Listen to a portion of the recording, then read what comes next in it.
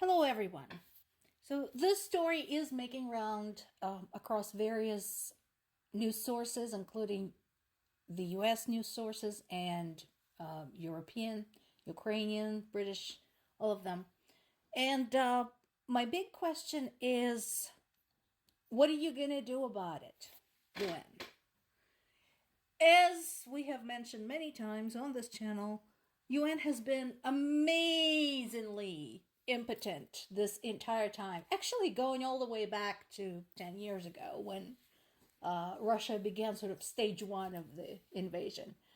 But, you know, all they have done is basically shake a finger at Ukrainians for how they were waging the war.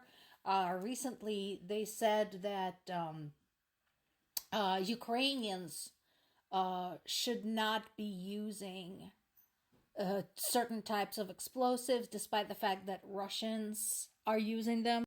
We're talking about the cluster munitions. For those who haven't been following, I don't know if you've seen this, but basically, UN was critical of any countries that are supplying cluster munitions to Ukraine.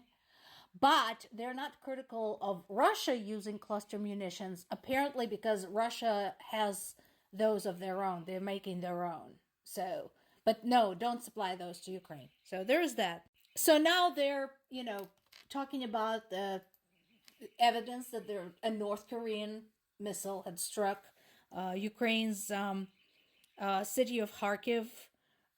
There is pieces of it. The debris was discovered. And, in this day and age, it is actually possible to track where something came from.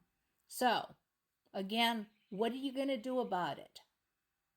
Here we have an authoritarian terrorist state, North Korea, that is hostile to pretty much everybody, except those like it, supplying weapons, including missiles, to another terrorist state invading its neighbor. That terrorist state, Russia, is not only still in the UN, but still on the UN Security Council, despite having violated multiple international conventions and multiple articles of the UN Charter. Explain to me again, what is the point of the UN anymore? Useless. Going back to the conversation we had about Russia achieving directly the opposite, as what they were hoping for. There is an official dismantling operation going on in Kiev, during which city workers are removing any and all monuments that symbolize Ukraine's friendship with Russia. And I can't blame them. This is much like following World War II. In Europe, monuments glorifying Hitler were removed. Monuments glorifying oppression were removed. In the US, we're slowly but surely starting to remove monuments glorifying slavery. So, this is just another part of it, another representation of that. And let's face it, why should Ukrainian people pretend to like Russians anymore? After everything that's happened. This is yet another statement by Ukrainian people that basically says, we are not the same people. We do not want to be like you. We do not want to be part of you. Get lost. We are our own people. We want to determine our own future. And sorry, Russia, we're not friends. Another investigation going on. This is coming from Estonia, which shares a very long, uncomfortably long border with Russia, 182 miles. They are accusing Moscow of interfering with GPS signals and affecting civil aviation in the region. Again, remember, this is not a military target. This is your basic operations. Imagine if somebody started interfering with the GPS signal at O'Hare or in Atlanta or at LaGuardia. Can you freaking imagine? That's what they're doing.